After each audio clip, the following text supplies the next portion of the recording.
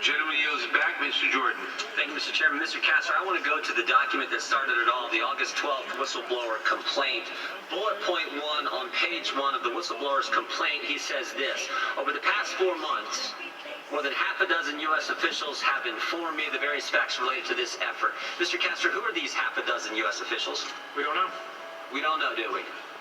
We had no chance to know for sure who these people were, because we never got to talk to the whistleblower. Is that right, Mr. Castor? That's right. We needed to talk to the guy who started it all. We needed to talk to him to figure out who these more than half a dozen people were who formed the basis of his complaint, and we never got to. Adam Schiff's staff got to.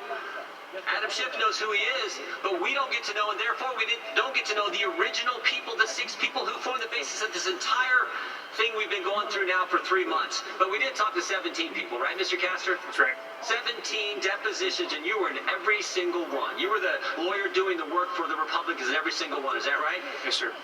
And there's one witness who they relied on and built their report around. One witness. Who would that witness be? As I read their report, it's obviously one witness. Who's that witness, Mr. Ambassador Castor? Sondland. Ambassador Sondland. I think you said earlier his name was mentioned, I don't know, what would you say? 611 times. 611 times. More than Lieutenant Colonel Vindman, the guy who was on the call. More than Ambassador Taylor, their first witness, their star witness, the very first hearing in the Intelligence Committee. They relied on Sondland, not the whistleblower, not the more than half a dozen people who informed the whistleblower. They relied on Ambassador Sondland. Why'd they pick Sondland, Mr. Castor? That's probably the best they got. Because that's the best they got. The guy who had to file an addendum to his testimony. The guy that had to file the clarification, the guy who said 2 weeks ago, sitting in the same chair you're sitting in, Mr. Castor, in his 23-page opening statement, he said this: unless President Zelensky announces an investigation into Burisma and the Bidens, there would be no call with President Trump, there'd be no meeting with President Trump, there'd be no security assistance money going to Ukraine. That's what Ambassador Sondland said. Mr. Castor, was there an announcement by President Zelensky about investigating the Bidens or Burisma? No. No announcement. No. Did President Zelensky get a call from President Trump? Yes. Did President Zelensky get a meeting with President Trump? Yes. Did President Zelensky get the money from the United States? Yes. They got the call on July 25th. They got the money on September 11th. They got the meeting on September 25th. Is that right? Yes. But the guy who said none of that was going to happen is the guy they built their case around. Is that right, Mr. Sondland? Yep. Let me go to one other thing they built their case around. They built their case around a lot of hearsay, didn't they? And the best example of the hearsay, surprisingly enough, is Ambassador Sondland.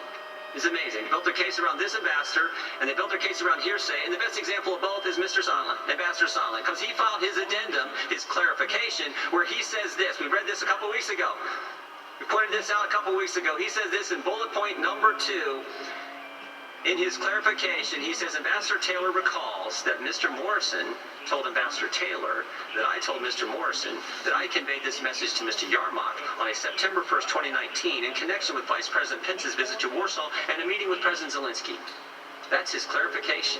Amazing. 6 people, as I said before, having 4 conversations in one sentence. Ambassador Taylor recalls that Mr. Morrison told Ambassador Taylor that I told Mr. Morrison that I conveyed this message to Mr. Yarmak on September 1st, 2019 in connection with Vice President Pence's visit to Warsaw and a meeting with President Zelensky. That's the clarification. That's their star witness who they built their case around. So-and-so tells so-and-so what somebody said to someone else, and there you have it.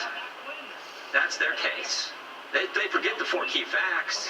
They forget the fact that we have the call transcript and there was no quid pro quo. They forget the fact the 2 guys on the call, President Trump and President Zelensky, have said repeatedly there was no pressure, no linkage, no pushing.